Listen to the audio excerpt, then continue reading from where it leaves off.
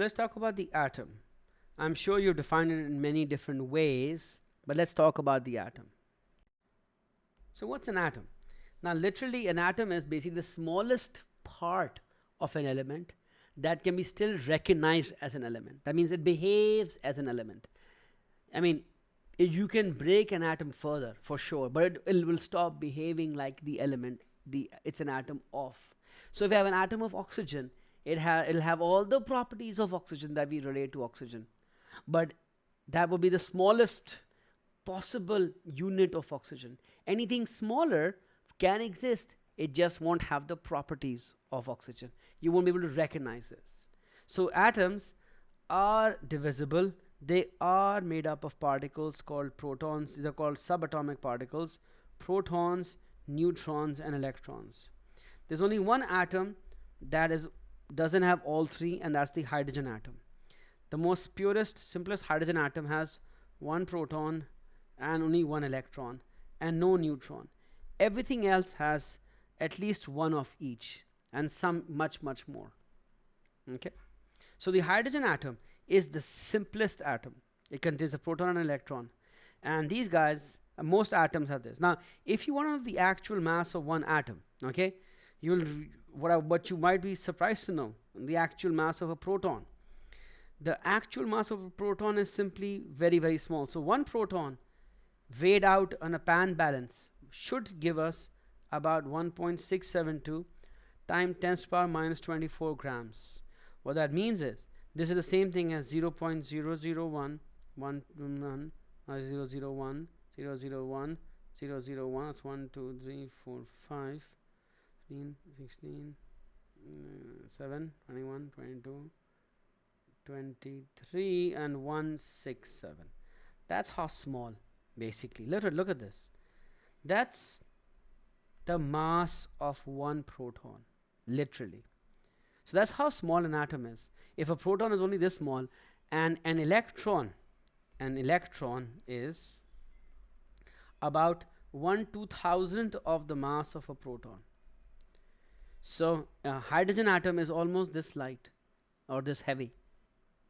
Okay, but we don't use this. You probably already know that we actually don't use the actual mass of a proton. What we do is we give it the relative mass, don't we? And the relative mass of a proton is 1, and a neutron is equal, and it's also 1. That's what we've discovered. We have not had to calculate, we've discovered this. Okay, so let's recap what we just found out. So one proton, basically protons are have a mass of, we call it a relative mass of 1. So proton, its relative mass is 1. A neutron's relative mass is also 1. An electron is much smaller. So we say an electron is about 1/2000, the size. And in from IGCSE, you already know that the charges we assign to proton and electron are +1 and -1, and neutrons have a charge of 0. But in actuality, and this is something that you don't need to learn, but you should appreciate and know, that the actual in fact charge is much smaller, and the electron and proton have the same charge measured in coulombs. Coulombs is the unit that you use to measure charge in, and they both have a very small value. It's just that one is the opposite of the other. So we've given one a negative value, one a positive value, and these are the actual charges. Now this data, if ever needed, will be given to you in the exam.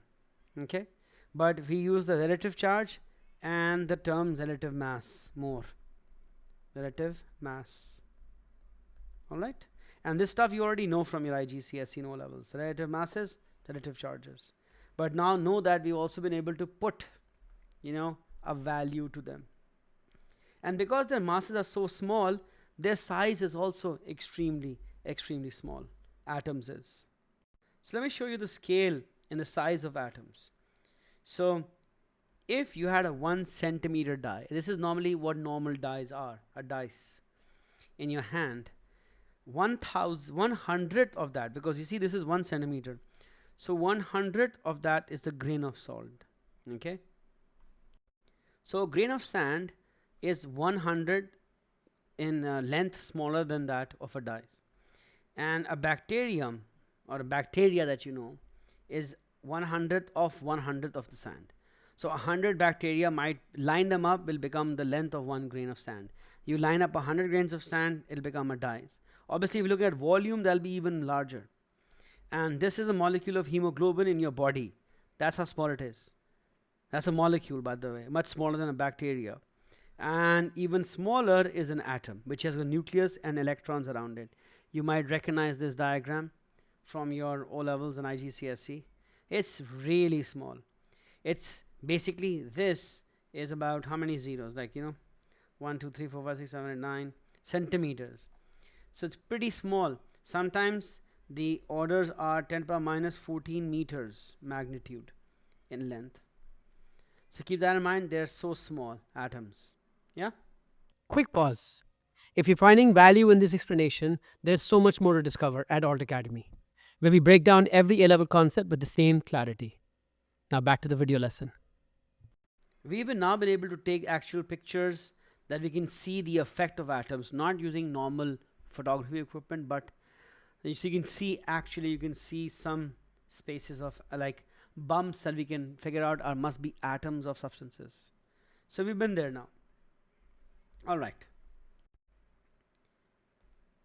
So here is a picture of a diagram of an atom. This seems to be an atom of helium, but we'll talk about that later. What does an atom have? It has a center nucleus, which is very, very dense, a lot of empty space, and electrons some distance away from the nucleus. This is what we've thought about atoms as. Okay, this is the simplest picture. It's not the most accurate picture, it's the simplest picture. Okay, now but we'll go into more detail of this. So far, what have we seen? So let's take a look at something right now. So what we know about protons, neutrons, electrons are that there are relative masses of 1 1 and 1/2000. Their actual masses are really small. In 3 significant figures, they're 1.67 times 10⁻⁻24 -24 -28 grams. Okay, and the charges relative are plus or minus 1, but the actual in coulombs are 1.6 times 10⁻⁹ and minus 1.6 times 10⁻⁹. Now let's do a little exercise. Okay, we all know that a hydrogen atom is written as like this. It has 1 proton and 1 electron and 0 neutrons. And we know the carbon atom has 6 protons, 6 neutrons and 6 electrons. So what I'd like to do is, I'd like to find the actual mass of a hydrogen atom and the actual mass of a carbon atom. This, but in grams. So how does one calculate that? For example, we want the real mass in grams. So we don't want the relative mass of hydrogen, that's 1. The real mass would be, okay, 1 proton and 1 electron. 1 proton is 1 times 1.67 times 10⁻⁻24, and then 1 electron, which is 1 times 9.11 times 10⁻⁻28. I want that, and I'll do the mass of carbon atom below, but this is the mass. So you do this math, you're going to get an actual value of the mass of a hydrogen atom. Now this comes out to actually 1.6709, or let's say 6011 times 10⁻⁻24 grams, which, if you notice, is almost the same as the mass of a proton.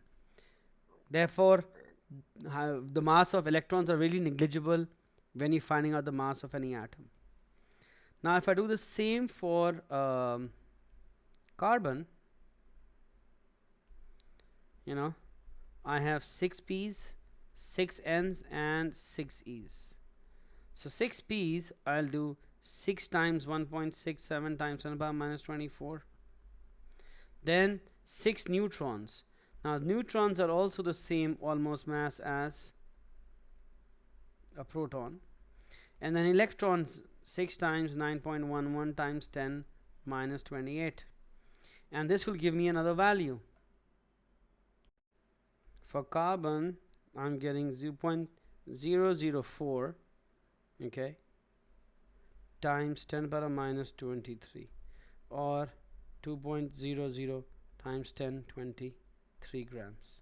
Yeah, so basically this is the actual mass of hydrogen atom, and this is the actual mass of, this is the mass of the hydrogen atom, and this is the mass of a carbon atom.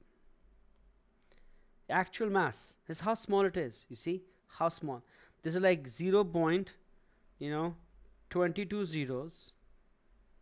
So 6, 9, 12, 15, 18, 19, 20, 21, 22, 2 grams. That's how small a carbon atom is. That's how light it is. Now, the reason why I wanted to do that was show you something else. Now, you must have heard of relative masses, right? So let's do this. Let's figure out how much heavier carbon is to hydrogen. So if I take the mass of one atom of carbon over the mass of one atom of hydrogen, what do I get? The mass of one atom of carbon is 2 times 10 power minus 23 grams, and the mass of a hydrogen atom is 1.67 times 10 power minus 24 grams. And this divided by this is about 11.976, 11.98. Now it's not exactly 12, but it's supposed to be if we had used not rounded off values. So basically the mass of carbon that you know is 12 is because it's 12 times heavier than hydrogen. So the relative masses that you guys know are really relative because of that's how much heavier they were with respect to hydrogen. All right, that's one thing. So the masses are relative to yeah, so like if oxygen is 16 is because it's an atom of oxygen is 16 times heavier than the atom of hydrogen. If sodium is 23 is because sodium is 23 times heavier than an atom of hydrogen. So that's where it came from. If argon is 40, it just means one atom of argon is 40 times heavier than an atom of hydrogen. All right, even though now with the new definition we say 1/12 the mass of carbon 12 isotope, remember that that's the new definition. Earlier on we just made everything relative to hydrogen, and the reason for that was that hydrogen is in fact the lightest element, so we compared everything to hydrogen. But now we change the definition. But understand, the relative is just something, how something is heavier than something else, and this is a ratio. All right. Hey there, if you found this A-level chemistry lesson helpful, why don't you head over to our website altacademy.org, where you can sign up for the full A-level chemistry course. In addition to chemistry, you can sign up for physics, biology, math, or 4 other A-level subjects. Thousands of students have already taken the leap. What are you waiting for?